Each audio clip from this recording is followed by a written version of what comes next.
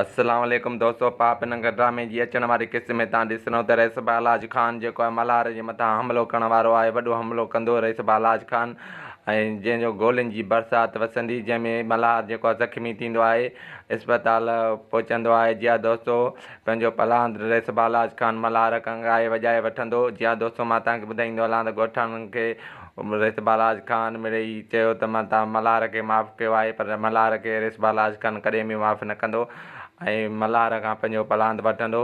ॿिए पासे खां रोशन हिन वक़्तु परेशान आहे ऐं रोशन खे आज़ादु करण लाइ शेर दिल ऐं मल्हार जेको आहे कोशिशि करे रहिया आहिनि ऐं रईस बालाज ख़ान जे क़ैद मां आज़ादु कराइण लाइ, पर मल्हार खे ऐं शेर दिल खे मौक़ो नथो मिले। जीअं मौक़ो मिलियो शेर दिल ऐं मल्हार खे त रोशन खे आज़ादु कराईंदा ऐं रोशन बि पंहिंजो पलांद रईस बालाज ख़ान खां ॻाए वॼाए वठंदो।